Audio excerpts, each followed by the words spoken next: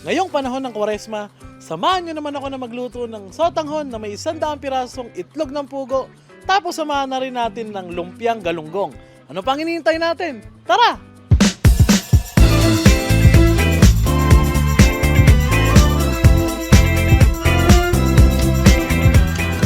Okay mga buddy, meron tayo ditong ni-ready na galunggong. Ugasan lang natin ng maigi para mamaya ready na tong pakuluan. Let's go! At syempre, itong galunggong natin dito mga buddy, may tubig na yan. So, lalagay na lang natin yung mga pangsangkap. Ang gagawin natin is, pakukuluan lang natin siya ng 10 to 15 minutes siguro. Ang dahilan kung bakit para matanggal lang natin yung lansa ng isda. Yan mga buddy, at habang hinihintay natin kumulo itong galunggong na gagamitin natin sa lumpiang isda mamaya, syempre, balatan muna natin itong quail egg na pinakuluan natin kanina. Okay, after 15 minutes ng pagpapakulo, hanguin na lang natin to, tapos hintayin nating lumamig. Ayan mga buddy, ready na yung galunggong natin, malamig na siya, so pwede na natin siyang himayin ngayon.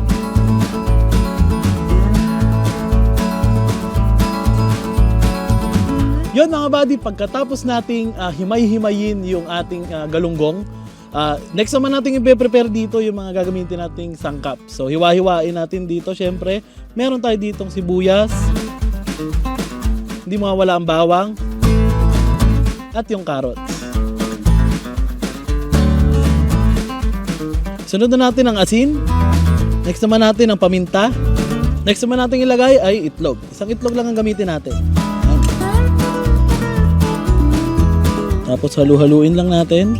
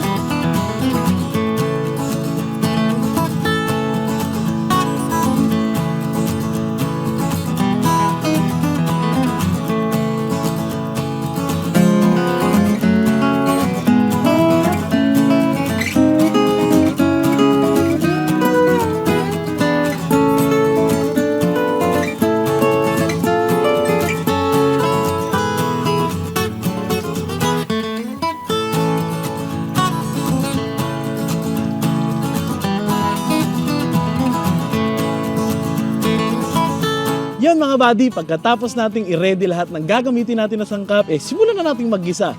Alright, so simulan natin syempre sa bawang. Sunod natin sibuyas. Yan.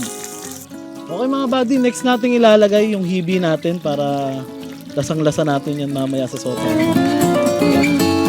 Okay, next na natin carrots. Yan. Okay, next natin ilagay syempre yung favorite natin, chicken powder. Next natin ilagay 2 to 3 tablespoon ng patis. Next natin ilagay, lagyan natin ng at least 2 to 2.5 na liter ng tubig.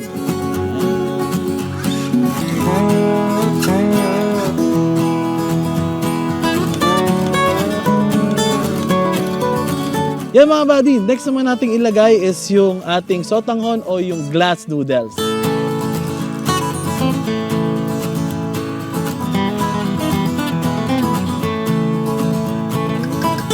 Okay, next natin, celery at bell pepper. Yan.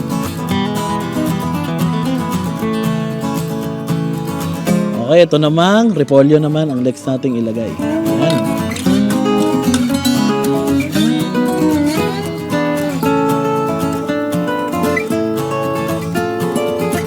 Antayin lang natin mga buddy na lumambot ng kaunti yung repolyo. Next na nating ilagay yung itlog. Ayun mga buddy, ready na tong sotanghon na niluto natin na may 100 pieces na quail eggs. Kaya ano pang hinihintay natin? Tirahin na natin to, baka tirahin pa ng iba. Let's go!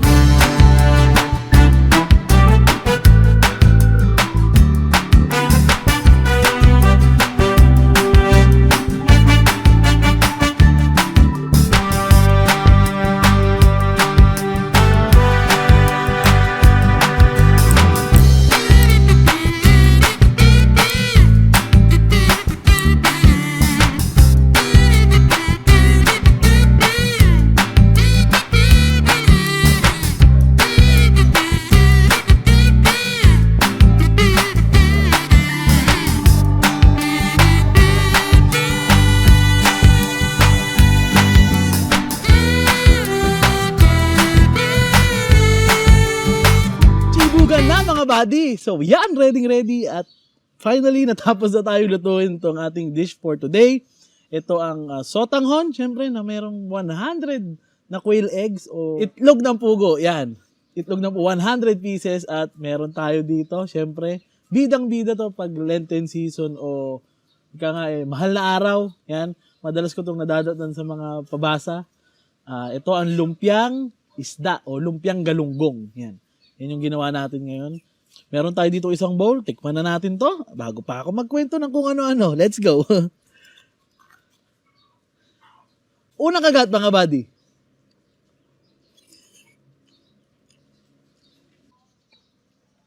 Panalo mga buddy. Ganito yung lasa na ini-expect ko. Commonly kasi ganito ang dish o niluluto sa amin, sa bahay namin. Lalo na pag nagpapabasa yung lola ko. Madalas kami magpabasa ng ganyan. Normally, papabasa kami ng Wednesday, Thursday, ganyan. Tapos yan, matatapos yung kinabukasan, mga lunchtime. Yan. So, yung lunchtime na yon or yung kasagsagan ng pabasa na yon, nagluluto na yung mga tita ko o lola ko ng sotanghon. Dahil yun yung sinuserve eh. Yun yung kakainin ng mga pupunta, yung mga magbabasa syempre bukod sa mga salabat, mga ganyan. Ito yun mga buddy. Kapag nagluluto nila nito, syempre, maraming bisita at medyo kahit pa paano, limited lang tong mga itlog ng pugo o yung mga quail egg. Kumbaga, agawan pa kami magpipinsan yan kapag may mga quail egg nang nilagay. Ngayon, 100 pieces ang nilagay natin dito sa niluto natin. Talaga namang, unlimited.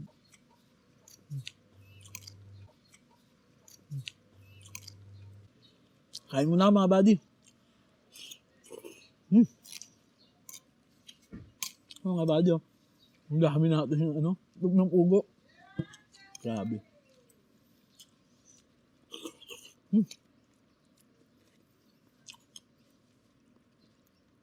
Panalo.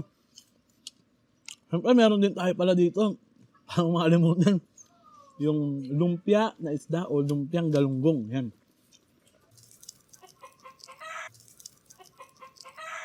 Tikman muna natin siyempre nang walang sausawan, no.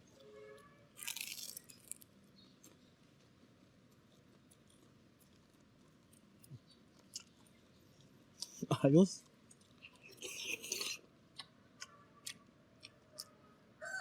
Ito na rin yung lasang ini-expect ko. Ayun nga mga buddy, gaya ng sinabi ko, no. Bukod dito sa sotanghon, etong lumpiang galunggong din ang madalas na lutuin o i-serve kapag meron kaming pabasa sa bahay ngayong Lenten season. Kaya ito yung ina-expect ko. Ngayon, try naman natin siya ng may sausawan. So meron tayo dito banana ketchup. Simpleng-simple lang. Sausaw lang natin ganyan.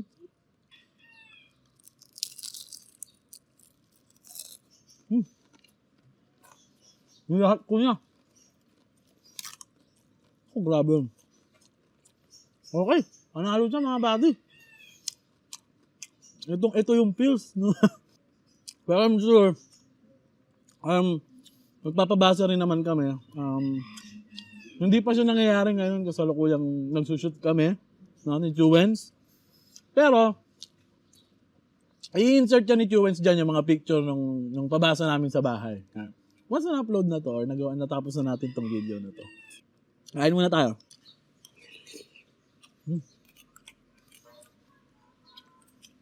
Mga buddy, only tayo ngayon sa quail egg.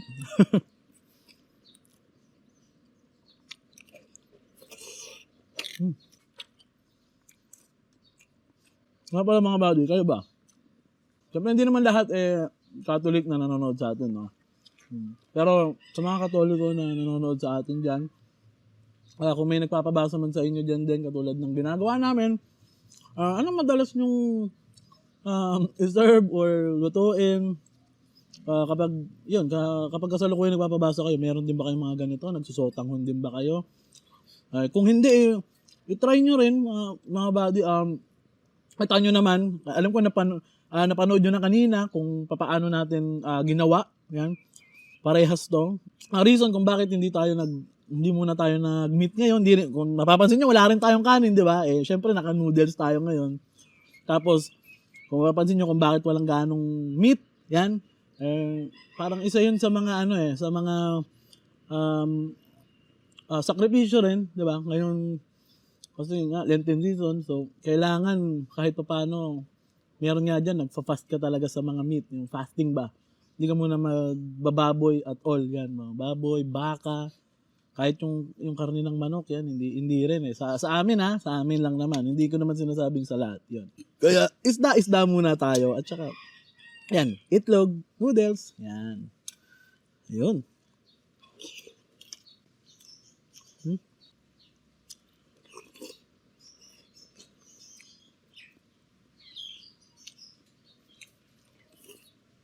Mukhang di mo madadali yan ah.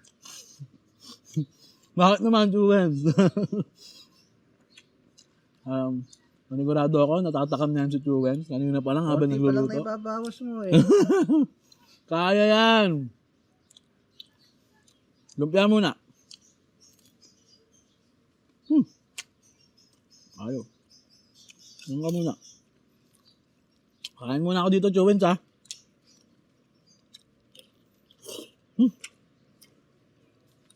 Mainit pa.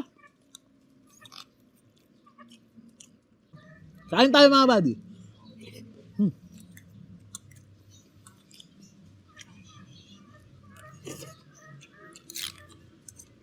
Grabe mga buddy.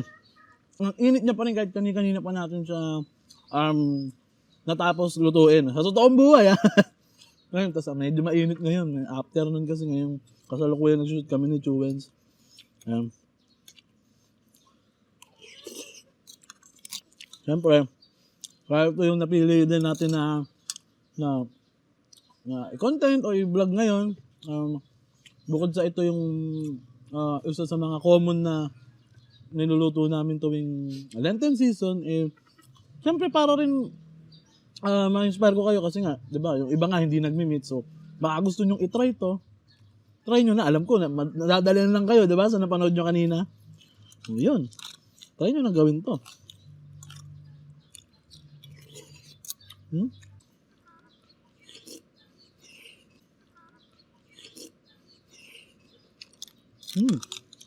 Lasang-lasa mo yung hibi o yung maliliit na hipon yung nilagay natin kanina. Yun. Iba yung, alam mo yung alat niya na saktong-sakto lang. Di ba patis lang naman yung pinanlasa natin. Isa yun sa mga nag-boost nung lasa. Yun.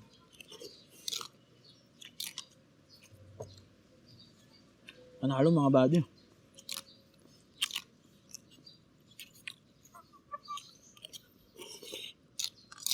Kung mapapansin nyo, hindi tayo naglagay or hindi tayo nakapaglagay ng atsuete.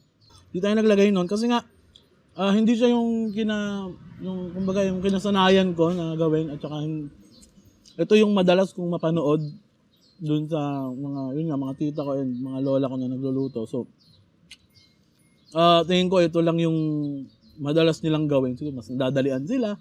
Yan. Kaya ganyan lang. Wala tayong ganong pampakulay. Kasi, kung mapapansin nyo, yung mga sotanghon dyan sa may Quiapo, di ba? Usong-uso dyan yan. May masarap dyan. May mga trending dyan. Yung kulay niya parang orange yan. Parang ma-orange siya. Parang sobrang masebo. Di ba? Kasi yun, may mga meat, may chicken broth, yan, mga ganyan. May chicken din talaga mismo. So, yun lang naman. Eto, medyo plain lang siya, di ba? Pero, I'm sure magugustuhan niyo yung lasa niya, mga buddy. Ayan. Grabe, mga buddy. Only yung itlog. Ang dami pa, oh. Madami pa doon, mga buddy. Kasi konting portion pa lang to nung niluto natin kaninang malaking di ba? Kaserola, yan. Ito maliit na mangkok lang naman. So, mamaya, syempre, mag-share tayo kay Juwens, yan.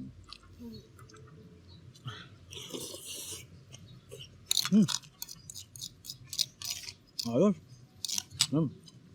Sa paggawa naman pala nitong lumpiang isda o lumpiang galunggong, siguro, ang time consuming o ang talagang matrabaho lang yung paghihimay. Kasi syempre kailangan himay na himay mo yung tinik ba? Syempre ayaw mo namang may matinik dun sa mga nakakain, di ba? So yun lang, medyo doon lang tayo tumagal talaga ng paghihimay. Yung kanina kung mapapansin nyo, di ba, pinagkahimay na lang natin yun. Alam ko napanood nyo naman na, pero yun, tinanggal natin kahit maliliit na tinik para sure na tuloy-tuloy lang yung kain natin, di ba? Hindi na tayo magtitinik-tinik pa. Yun. And hindi ko pa na-try gumamit ng ibang isda. Bukod sa galunggong mga buddy. Share nyo na lang din siguro dyan sa baba, sa comment section para rin may idea ako, ganyan. O share nyo na lang din sa akin yan. Kasi ang alam ko talaga itong galunggong kasi nga, ito lang yung ginagawa ng mga relatives ko pag tuwing magpapabasa sa bahay dati. Or kahit ngayon naman, panigurado magluluto sila niyan. Tapos, sa dipping sauce naman, or sa sausawan, bukod sa banana ketchup, pwede rin yung, mga buddy, yung sweet chili sauce. Yan, masarap din yun. O, perfect din yan na combination dyan. Ayun. Pero, eto, ako i-try nyo to sotang nun. Okay siya mga buddy.